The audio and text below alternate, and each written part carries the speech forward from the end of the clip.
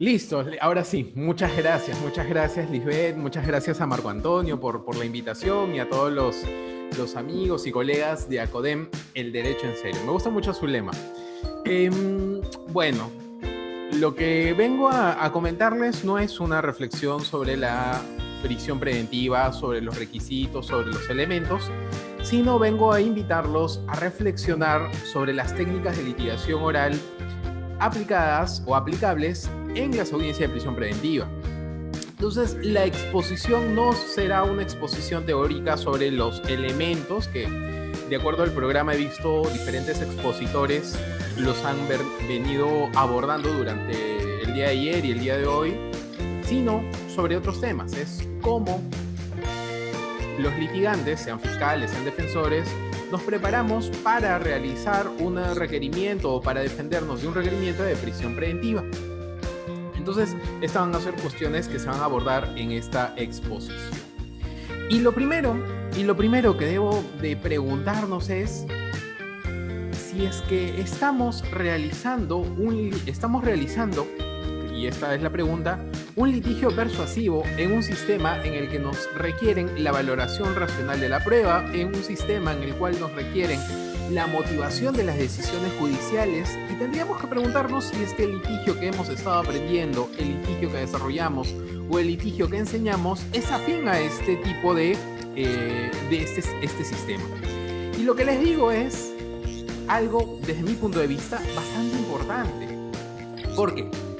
Porque si nosotros nos estamos preparando o nosotros conseguimos el litigio como un instrumento únicamente de persuasión, nos estaríamos, desde mi punto de vista, alejando de lo que el ordenamiento, por lo menos el ordenamiento penal peruano, exige. Yo entiendo por persuadir, esto es una decisión subjetiva, una decisión que no es controlable por los operadores, una decisión en la cual priman las emociones, priman los sentimientos más que la razón jurídica. ¿Bien? Eso no significa que el litigante vaya, sea un robot y que sencillamente no tenga sentimientos, no tenga miedos, no. Eso es otra cosa y ahora la vamos a ver. Lo que trato de decir o lo que trataré de sostener en esta exposición es que debemos de capacitarnos y poder identificar cuándo un litigante está utilizando las emociones, cuándo un litigante está abusando de los sesgos judiciales o cuándo un juez está siendo inducido en ello para tomar una decisión. Eso es, y espero que sea un aporte, porque aquí vamos a ver, no se trata de concebir la litigación oral como oratoria, no se trata de concebir la litigación oral como yo me golpeo el pecho ante el juez, no se trata de concebir la litigación oral como yo grito, yo tiro los papeles, yo hago un escándalo, yo hago un show. No, eso no es litigación oral. Primer punto, las emociones. El profesor Francisco Ferrer Arroyo, de hecho es catedrático de la Universidad de Buenos Aires, tiene un texto bastante interesante sobre el cual discrepo en varios puntos, pero que permiten generar el debate. Y él analiza diferentes instrumentos de persuasión de los litigantes. Y acá he recogido una frase suya que me parece bastante interesante. La persuasión puede incrementarse por medio del mensaje que evocan emociones fuertes, especialmente el miedo. Muy bien, y arrancamos así. La persuasión puede incrementarse por medio de mensajes que evocan emociones fuertes, especialmente el miedo. Si yo fuera un abogado, si fuera un litigante en el cual, si fuese un litigante que busca enseñarles a persuadir, yo les diría que en una audiencia deberíamos evocar estos sentimientos con frases como las siguientes. Señor magistrado, si usted deja en libertad al imputado, ¿qué dirán los medios? ¿Qué dirá control interno? ¿Qué dirá la sociedad? ¿Qué dirá la familia de la víctima? ¿Qué dirá? Etcétera. ¿A qué estoy apelando? ¿Estoy apelando a razones jurídicas o estoy apelando a emociones? Y la respuesta es, estoy tratando o estoy trayendo a colación las emociones. Por eso es que aquellos que perciben, enseñan o litigan desde un punto de vista persuasivo van a utilizar diversas herramientas como las emociones para transmitir el mensaje. Yo no me afilio a esta tesis y creo que un sistema en el cual buscamos tener una decisión racional, que valore la prueba de manera coherente y racional, no se puede dejar llevar por ello. Otro ejemplo: ¿quién se hará responsable, señor magistrado, si huye el imputado y nunca más los volvemos a ver? Ya esta fiscalía ha pedido prisión preventiva, pero estará en manos del Poder Judicial que acate la misma. Nuevamente, ¿qué estamos evocando? Estamos evocando el miedo para justificar la prisión preventiva. Y yo me preguntaría, ¿es esto correcto? ¿Es esto que en una audiencia un fiscal, y ahora también vamos a hablar de los defensores, pero es correcto que un fiscal evoque este tipo de sentimientos para justificar un pedido tan grave como prisión preventiva? Y yo sostengo que no es así, que no es correcto. Entonces el litigante tiene que saber identificar cuando su contraparte, incluso el juez también tiene que identificar cuando los litigantes están utilizando estas herramientas como instrumentos de persuasión. Porque aquí no estamos dando argumentos jurídicos. Aquí lo que yo estoy tratando de hacer es ir a las emociones del juez para obtener un pronunciamiento a mi favor. Primer punto. Segundo ejemplo: percepción de similitud. Y nuevamente aquí menciono el mismo autor. Tendemos, miren ustedes lo que es la percepción de similitud. Ahí me comí la I, similitud. Tendemos a aceptar con mayor facilidad la historia de aquellos con quienes compartimos valores, gustos, actitudes y estilos de vida que aquellos con los que no los compartimos. Miren, percepción de similitud. Tendemos a aceptar con mayor facilidad la historia de aquellos con quienes compartimos valores, gustos, actitudes y estilo de vida. Nuevamente, este es un instrumento para persuadir a un operador judicial. Este no es un instrumento de corte jurídico.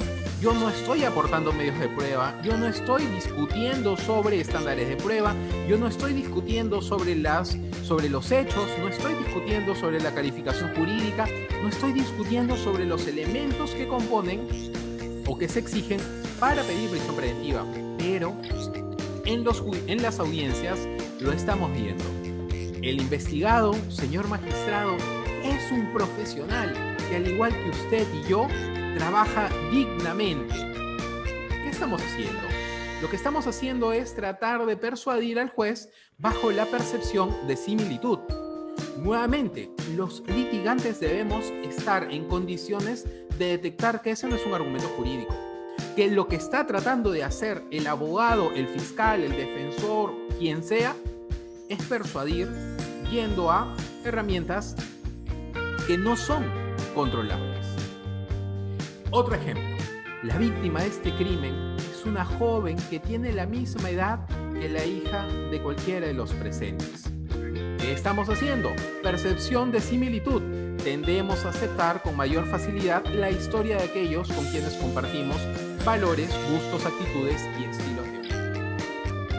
Entonces, lo que estamos haciendo es utilizar en estos ejemplos la empatía, las similitudes, para generar un diálogo, para generar lo utilizamos para persuadir a nuestro interlocutor. Esto es, para persuadir al juez.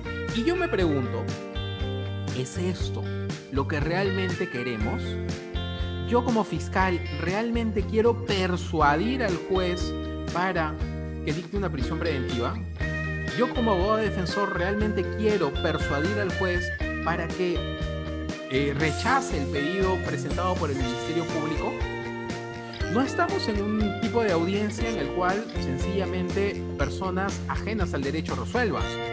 Estamos en un sistema en el que se exige que la decisión sea razonada y que exige que la decisión sea motivada, porque cualquiera de las dos partes la debe impugnar. Entonces, queridos amigos y queridas amigas, a manera de reflexión, hasta estos, miren, llevamos 10 minutos. De estos 10 primeros minutos es, cuando estamos hablando de litigación oral, tenemos que empezar a discernir y diferenciar qué tipo de argumentos estamos trayendo. qué es lo que realmente queremos hacer en una audiencia. Tercer punto, sesgos. Los operadores, fiscales, policías, abogados defensores, jueces, procuradores, tienen sesgos y esto es algo natural. Por ejemplo, la doctora Lisbeth, me parece, o quien realizó la presentación, decía: Ricardo Elías es presidente del Instituto Peruano de Razonamiento Probatorio, es presidente del Observatorio Peruano de Cibercriminalidad, por ejemplo, profesor de posgrado en la Católica y en la Pacífico. Y esto es así. Pero miren ustedes no se han cuestionado sobre ello. Ustedes, en cuanto escucharon la presentación de la hoja de vida, no fueron a Google a buscar mi nombre, a ver si esto es así. No creo que al momento que reciben los flyers, los banners, los anuncios, se estén cuestionando y estén cotejando que la información que les está proporcionando los organizadores sea la correcta. ¿Y esto por qué? Porque existe lo que se conoce como un sesgo de veracidad. Esto es, las personas en general tendemos a juzgar como verdaderas las declaraciones. Es decir, aceptamos y damos por cierto que esto es correcto. Sesgo de veracidad. Y no, esto no es oratoria. Estamos trayendo herramientas de la psicología para explicar cómo funcionan las audiencias y hacia el final cómo podríamos mejorar el litigio desde un punto de vista mucho más racional. Entonces, el primer punto, sesgo de veracidad. Sin embargo, vamos a ver que así como existe el sesgo de veracidad, también tenemos en algunos casos la tendencia de algunas personas, de algunos operadores, a considerar que las declaraciones, que las afirmaciones que se dan son falsas. Sesgo de veracidad, tiendo a pensar que lo que me están diciendo es correcto. Sesgo de mendacidad, tendencia a considerar que esto es falso. Por ejemplo, ¿en qué caso? Digamos que una persona va a declarar a nivel policial o a nivel fiscal y el fiscal o el policía, en cuanto escucha, piensa, porque esto no lo exterioriza, piensa que esta es su coartada. No, esto no ha pasado así. No, acá seguramente su abogado defensor le ha dicho que responda de esta manera. Si es que el operador piensa de esta manera, es porque tiene un sesgo de mendacidad. Y nosotros como operadores no debemos de incentivar o abrir estos sesgos, sino tenemos que capacitarnos para poder identificar y luchar contra los sesgos que como personas tenemos. Miren ustedes, si el juez al momento de dirigir una audiencia de prisión preventiva dice lo que el abogado señala parece una coartada del imputado, significa que tiene un sesgo de mendacidad. ¿Ven? Es importante conocer sobre psicología, es importante conocer sobre algo más que litigación desde un punto de vista de laboratorio. Necesitamos empezar a capacitarnos en estos temas. Y miren ustedes lo importante que es. ¿Por qué? Porque sin psicología, lo único que nos quedan son técnicas vacías de significado. Si es que al momento de empezar a capacitarnos nos enseñan, por ejemplo, en las simulaciones o en los concursos, se incentiva de repente decir, señor magistrado, en este caso no se puede dejar de administrar justicia porque la víctima es un menor, la víctima sufrió agresiones, la víctima es una mujer desprotegida por la sociedad. Lo que estamos haciendo es apelar a los prejuicios, a los sesgos y a todo lo que hemos visto, a las percepciones que existen, a los temas de persuasión. Entonces, lo que les propongo es, hay que capacitarnos de otra forma. Y es posible hacerlo. Porque no deberíamos capacitarnos para persuadir como herramienta, como instrumento central. Tampoco deberíamos capacitarnos para aprovecharnos de los sesgos judiciales. Deberíamos capacitarnos para litigar en un sistema racional. Entonces, la pregunta que debemos de responder es, ¿cuál es el objetivo del litigio en nuestro país? Estoy hablando de Perú. Ahí escuché al profesor Llobet, la última parte de su intervención. Estoy hablando de el litigio en nuestro país, en Perú. Y el objetivo del litigio en nuestro país es acercarnos a la verdad. No estoy proponiéndolo, estoy describiendo lo que tanto el Tribunal Constitucional como el Poder Judicial, la Corte Suprema de Justicia de la República, ya han desarrollado. Miren ustedes, nos transportamos 10 años hacia atrás y veremos que en la sentencia recaída en el proceso de inconstitucionalidad 024 del 2010, ya el Tribunal Constitucional señalaba que el objeto del proceso penal es la búsqueda de la verdad. Y miren ustedes la importancia de ello, porque si el objeto del proceso en su conjunto es la búsqueda de la verdad, aquellos instrumentos que buscan persuadir debemos mirarlo por lo menos de forma crítica y concientizarnos y decir, ok, yo como fiscal, yo como abogado defensor, ¿cómo podría litigar en un sistema que me exige ello? Y la respuesta va a ser, si es que el sistema me está exigiendo acercarnos a la verdad en cada una de las decisiones que se adopten a lo largo del proceso, significa que el sistema me está exigiendo ampliar la base de conocimientos del juez. ¿Y cómo amplío la base de conocimientos del juez? A través de la actuación de pruebas. Por eso es que en la sentencia plenaria casatoria 01 del año 2000, en la sentencia plenaria 01-2017, donde se refieren a los estándares de prueba, ya estamos viendo que nuestro país cada vez va avanzando en este tema. Estándares de sospecha simple, sospecha inicial, sospecha grave, sí. Eso significa que estamos desarrollando poco a poco estos criterios jurisprudenciales. Y no solamente el Tribunal Constitucional. De hecho, si apuntamos hacia la Corte Suprema de nuestro país, vamos a ver la casación 591 del año 2015, esto es pronunciamiento emitido por la Sala Penal Permanente, nos informa que también para el Poder Judicial la búsqueda de la verdad es una de las finalidades esenciales en un Estado constitucional de derecho. Casación 591 del 2015, caso de Guan. Ahora, el Tribunal Constitucional ha desarrollado en senda jurisprudencia, y acá les traigo un par de ejemplos, 1014-2007, pronunciamiento de habeas corpus, del 2003, 1934, que existe un derecho constitucional a la prueba, a ofrecer, admitir, actuar, valorar y motivar de manera razonadamente las decisiones de un juez. Y ustedes dirán, ¿y esto qué tiene que ver con el litigio en las audiencias de prisión preventiva? Es que si es que ya nos están exigiendo cumplir con determinados estándares probatorios desde la sentencia plenaria casatoria 01-2017 en adelante, yo como fiscal, yo como abogado defensor, tengo que preocuparme en preparar un litigio adecuado a lo que los tribunales de justicia de mi país están esperando de ellos.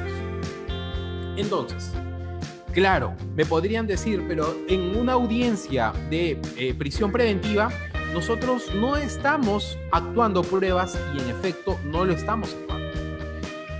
Pero sin duda el juez va a tener que realizar la valoración cuando digan existen graves y fundados elementos de convicción que acreditan con determinado grado de verosimilitud, sospecha grave de la comisión del posible delito. Ya estamos adelantando un aspecto relacionado a la valoración de la prueba. Y por eso es que nosotros particularmente nos afiliamos a las enseñanzas del profesor Darufo. Debemos concebir, o propongo, que concibamos la prueba como instrumento de conocimiento, no como un instrumento de persuasión. No estoy yendo a buscar que el juez llore con lo que estoy diciendo, no estoy buscando generar miedo, no estoy buscando incentivar los sesgos, sino, aquí viene el segundo punto que quiero remarcar. Las audiencias previas al juicio oral tienen un objetivo, cada una distinta a la otra. El profesor Neira Flores hizo una interesante relación de los diferentes tipos de audiencias de prisión, de audiencias previas al juicio oral, y encontró que había más de 60 audiencias previas al juicio oral. Entonces tenemos que prepararnos para ello.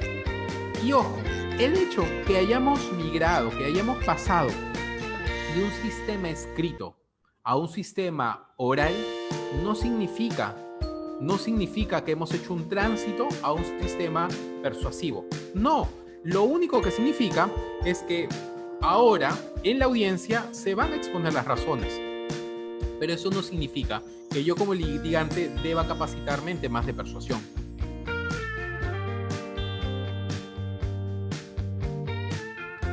Ahora bien, si la prueba es conocimiento, entonces, ¿por qué empleamos las técnicas de litigación oral desde un punto de vista persuasivo? Y eso es algo que todavía debemos analizar. Ahora, bien, avancemos. Les dije, esta no es una charla sobre los elementos del pedido de prisión preventiva, sino que nos aporta la litigación oral. Y algo que nos aporta la litigación oral, que me parece que poco a poco hemos ido olvidando, es más, incluso he escuchado a profesores de litigación oral que confiesan, entre comillas, que ellos han abandonado algunas herramientas como la que a continuación voy a describir. Y eso sí me parece grave. Me parece grave ¿por qué? Porque miren ustedes, la profesora Leticia Lorenzo, sin duda una magistrada y una catedrática de primer nivel, en un libro llamado Manual de Litigación Oral, Manual de Litigación de la colección Binder, lo recomiendo altamente, toda la colección en general. Ella señala que actualmente existe un problema en la región. Y el problema es que hemos transformado el litigio en una audiencia de prisión preventiva. Y la hemos convertido en un mini juicio. ¿Qué significa esto? Que estamos tratando de discutir como si fuese un juicio oral los graves y fundados elementos de convicción. Réplica, dúplica, yo tengo que agregar que temas de fiabilidad, no es fiable, no es confiable, ¿no? Si es que estoy realizando y si es que al analizar el debate de una audiencia de prisión preventiva, la principal discusión gira en torno a los graves y fundados elementos de convicción, es porque estamos convirtiendo, de repente, este tipo de audiencias en un mini juicio. Recordemos que lo más importante, no lo único, pero lo más importante, son las razones por las cuales se tiene que dictar la prisión preventiva. Y dentro de esas razones está principalmente, por ejemplo, el peligro de fuga, por ejemplo, el peligro de obstaculización procesal. Muy bien. Las finalidades de esta audiencia nos dice la profesora Lorenzo, y también las recomiendo de la profesora Alejandra Aliut, que se llama Audiencias Preliminares, también de la colección Binder. Las finalidades de esta audiencia son completamente distintas a la del juicio oral. Y esto es correcto, y esto es así. A veces lo que estamos viendo en las audiencias de prisión preventiva son discusiones totalmente ajenas a una audiencia cautelar. Estamos de repente cuestionando aspectos relacionados a la tipicidad y nos centramos únicamente en ello. Sí, seguramente si hay alguien de Perú dirán, sí, pero la casación de Loreto señala que también podemos cuestionar aspectos relacionados a la tipicidad. Está bien, lo que yo estoy diciendo es, hay que encontrar cuál es el objetivo de cada una de las audiencias, de cada caso en particular. Y miren ustedes, y aquí viene. Schopenhauer tiene una frase muy interesante que a mí particularmente me gusta porque resume esta herramienta que vamos a recordar, porque seguramente todas lo saben. No hay ningún viento favorable para quien no sabe a qué puerto se dirige. Nuevamente, no hay ningún viento favorable para quien no sabe a qué puerto se dirige. ¿Y esto por qué? Porque si no tengo una teoría del caso, no estoy preparado para realizar un buen debate. Porque no puedo identificar cuáles son los elementos fuertes que tengo que defender, cuáles son los elementos débiles de mi contraparte que tengo que atacar. Sí, seguramente ustedes dirán, bueno, yo tengo años de experiencia litigando y nunca he hecho mi teoría del caso. Yo los invito a ver esto desde otro prisma. La teoría del caso, amigos, tengo un texto, si desean se los puedo compartir, se llama No todos los caminos conducen a Roma, la importancia de la teoría del caso y su enseñanza desde un punto de vista pedagógico. Miren, la teoría del caso es una herramienta metodológica y no más que eso. Nada más, eso es la teoría del caso. Es una herramienta metodológica. Sí, claro, me va a permitir adoptar decisiones estratégicas a lo largo del proceso. ¿En qué momento pediré audiencia de prisión preventiva? ¿En qué momento cuestionaré a través de una audiencia una excepción de improcedencia de acción? ¿En qué momento cuestionaré de repente una consulta judicial, previa, etcétera? Pero si no tengo una teoría del caso clara, si es que no sé hacia dónde estoy apuntando, sencillamente me voy a perder. Y sé que existen muchos detractores de la teoría del caso, pero yo les voy a decir que la teoría del caso es bastante útil. Si yo proporciono una afirmación como la siguiente: Juan engañó a Pedro, y imaginemos que este es un caso de estafa, y si no tuviera una teoría del caso, eso es, si no tuviera un desarrollo de proposiciones fácticas y medios de prueba, difícilmente podría evidenciar cuáles son o qué actos de investigación tengo que realizar para acreditar esta conclusión.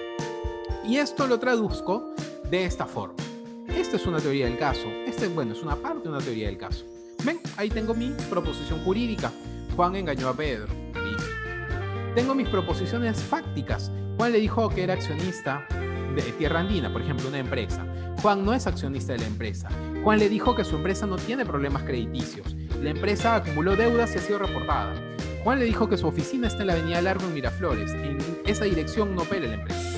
Miren ustedes, ahí yo lo que he hecho es desarrollar las diferentes proposiciones fácticas que me llevan a la conclusión de Juan engañó a Pedro. Por eso digo, esta es un instrumento, una herramienta metodológica. Es un tema de cómo ordeno mi caso. Nada más. No significa que yo vaya a llevar esto y lo proyecte ante el juez, o que el juez me diga: señor magistrado, señor fiscal, señor abogado asesor, explíqueme su teoría del caso, expóngame su teoría del caso. No.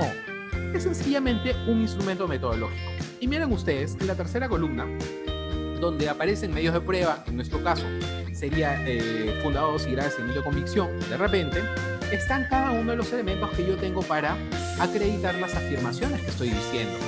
Juan le dijo que el accionista de la empresa era Tierra Andina. Ok, muy bien. ¿Cómo puedo acreditar ello? Declaración de Pedro y declaración de María, socia de Pedro. Juan no es accionista de la empresa. Listo. ¿Qué tengo? Tengo la partida registrada de la empresa. Como vemos, esto me permite ir identificando y saber qué proposiciones fácticas tienen algún tipo de respaldo probatorio y cuáles no. Y eso lo necesito en trabajar también en una audiencia de prisión preventiva. ¿Por qué? Si por ejemplo yo digo, Juan influirá en los testigos, esto es, estoy trayendo como un punto a discusión en la audiencia el peligro de obstaculización, esto es una conclusión. Eso es la conclusión que esperamos a la cual debe arribar el juez a partir de nuestros argumentos. Lo que debería hacer entonces sería, yo como fiscal, desarrollar qué proposiciones fácticas me permiten acreditar que uno influirá en los testigos. Y no solamente ello, sino también qué elementos tengo para acreditar esa afirmación o esas afirmaciones. Entonces, podemos trasladar el desarrollo, el litigio, utilizando la teoría del caso. Y créanme que es importante y créanme que sí. En diferentes audiencias de medidas de coerción, lo he utilizado y sencillamente ha resultado de manera correcta. Porque nuevamente, esto es un instrumento metodológico. Nada más. Punto número 4. Repensando las técnicas de litigación oral.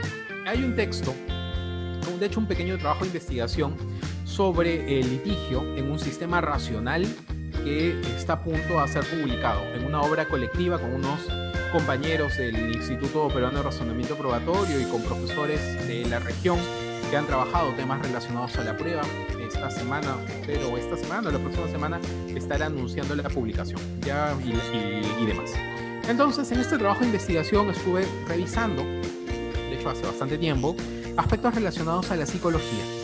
Y decía, a ver, hay algo más que solo técnicas de litigación oral. ¿Y qué cosa? Es lo que hemos olvidado. Lo que hemos olvidado muchas veces en las audiencias es que estamos hablando de actos de comunicación oral. Cuando el fiscal presenta un requerimiento de prisión preventiva, cuando el abogado defensor solicita que se rechace este pedido de prisión preventiva, estamos hablando siempre de actos de comunicación oral. Y desde la teoría del lenguaje podemos decir que son actos ilocucionarios, asertivos y directivos.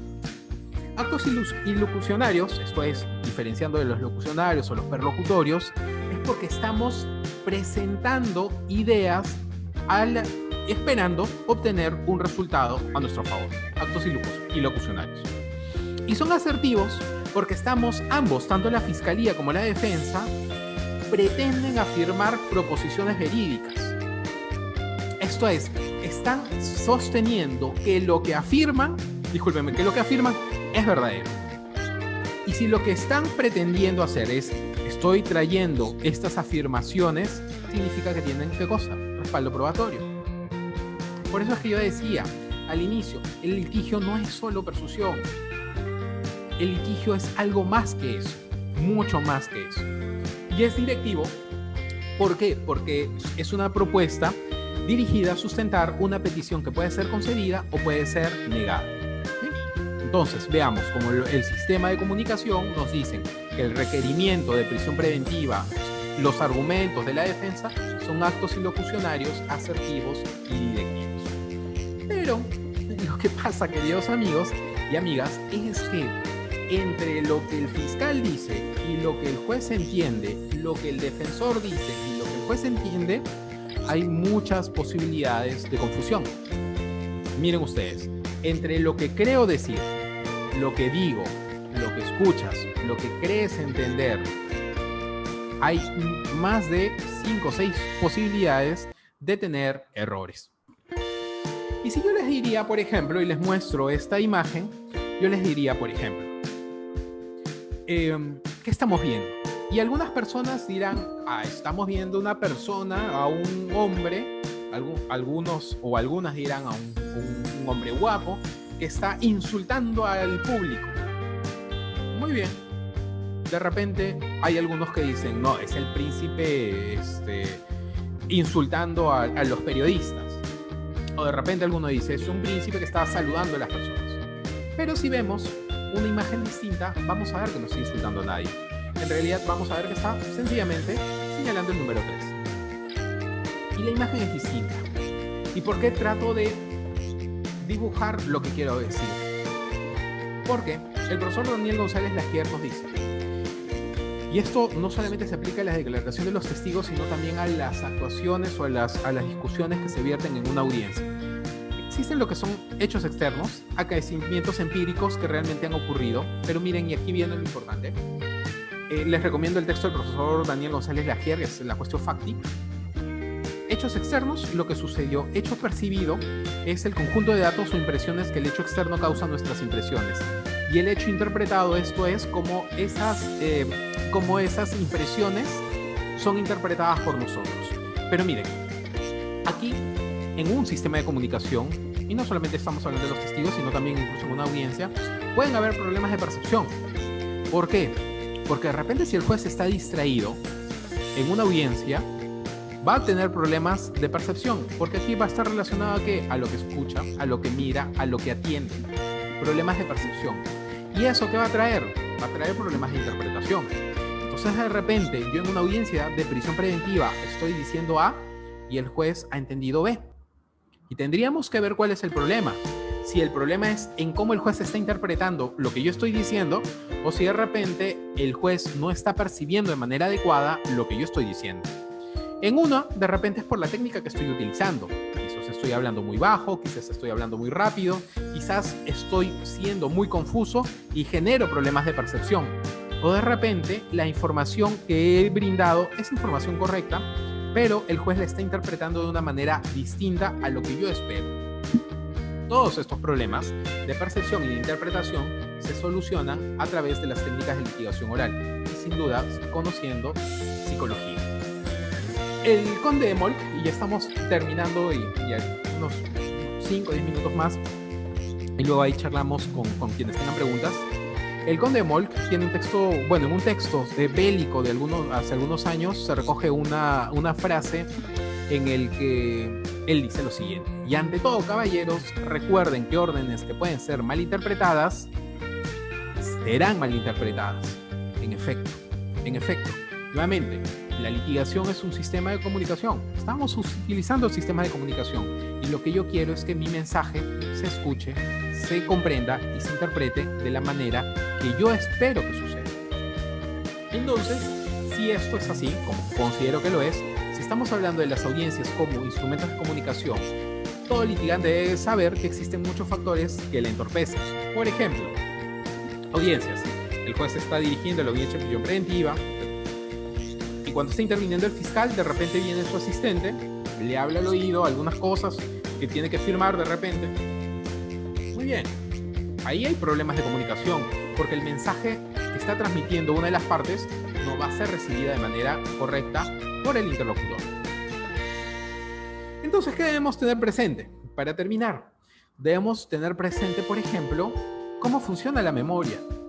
Y por eso es que les decía, los invito a reflexionar desde un punto distinto a las clásicas técnicas de litigación. De repente podemos decir, miren, la psicología me puede servir para ir identificando algunos problemas que pueden tener los operadores del sistema de administración de justicia, abogados, fiscales y jueces.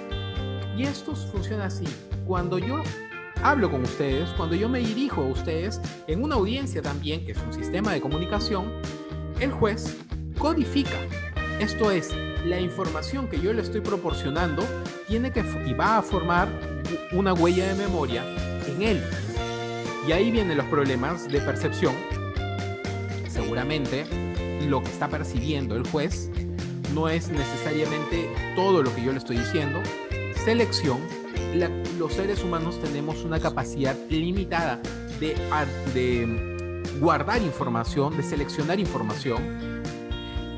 Y esto es importante, ¿por qué? Porque ahora seguramente no nos va a dar mucho el tiempo, pero si es que reconocemos que nosotros tenemos límites en cuestiones de la codificación del suceso, de la información que le estoy transmitiendo, esto va de la mano con ¿qué cosa? Tengo que ser breve, porque mayor cantidad de información el juez no va a poder seleccionar y guardar toda la información que estoy diciendo. Y ustedes seguramente me dirán, sí, pero para eso las audiencias se graban en audio y video o en audio nada más. Claro, pero aun cuando se grabe, el juez va a tener que seleccionar porciones de información. Interpretación e integración. Esto es cómo es esa información que le estoy dando se codifica, luego cómo se retiene, el paso del tiempo deteriora las huellas de memoria sin duda, y cómo se recupera. Y en este caso, cómo recuperará el juez esa información a través de su decisión. Y ahí podremos decir si es que la información que ha salido y ha sido discutida en la audiencia es información recuperada de manera adecuada. Por eso es que, por ejemplo, todavía sigue vigente la curva de Ebbinghaus, que está relacionada al olvido. Mientras más tiempo pase un discurso, un recuerdo, lamentablemente más posibilidades de olvido va a tener. Y ahí, y con esto voy a ir cerrando, tenemos lo que se conocen como efectos desde un punto de vista de psicología. Dos profesores de la Universidad de Santiago de Compostela de España tienen un texto bastante interesante sobre Ali Gómez Fraguela y nos dicen, hay que tener presente los efectos de primacía y recencia. Algunos autores le dicen primacía e inmediatez. Efecto de primacía. Nosotros, en este caso el juez, tendrá mayor facilidad de recordar la información presentada en primer lugar. ¿Esto qué significa? Esto significa que lo primero que dé o lo primero que diga en una audiencia, de repente en el primer elemento de discusión, los graves y fundados elementos de convicción, de repente al momento que discuta sobre la proporcionalidad de la medida, al momento que discuta sobre el peligro procesal, etc. Lo primero que diga va a ser, desde un punto de vista psicológico, captado con mayor facilidad. Esto está relacionado con el efecto de primacía. Pero lo último que diga, efecto recencia o de inmediatez, va a tener una tendencia a mejorar la información, de recordar mejor la información presentada en último lugar. Esto se explica de esta forma. Mientras más va pasando el tiempo, el interés lamentablemente va decayendo. Pero lo último que yo diga, por cuestiones de tiempo, va a ser lo que más fácil puedo recordar. Entonces, si esto lo traslado de la psicología a la litigación, puedo, por ejemplo, trabajar aspectos relacionados a el orden en cómo presento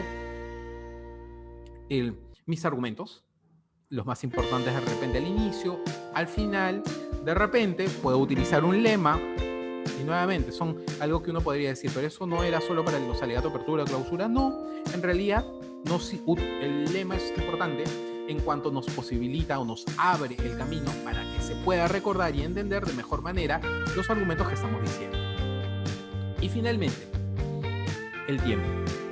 Estamos viendo audiencias maratónicas, audiencias que duran horas y horas, discusiones que duran horas y horas, discusiones que duran días y días, cuando en realidad podemos empezar a trabajar en realizar exposiciones mucho más breves. En Francia y luego en Colombia se desarrolló un concurso llamada Mi tesis en 180 segundos. Y el ejemplo, y más bien discúlpenme, y lo que este concurso abordaba era que los que habían trabajado una tesis de maestría o de doctorado, por ejemplo de ciencias, tuvieran la capacidad de resumir esa tesis en 180 segundos y explicarla. ¿Cuántos son 180 segundos? 3 minutos. Ahora, yo no les estoy diciendo que eso significa que las audiencias de prisión preventiva duren 180 segundos. No, lo que les estoy diciendo es, si estamos hablando de técnicas de litigación oral y sabemos ahora que los recursos de atención son limitados, que existen problemas de comunicación en estos actos interlocutorios, entonces empecemos a trasladar la información de manera mucho más breve y mucho más concisa. Porque mayor cantidad de información va a generar menos posibilidad de comprensión de toda la información en su conjunto. Y eso, queridos amigos y queridas amigas, son algunas aproximaciones al litigio.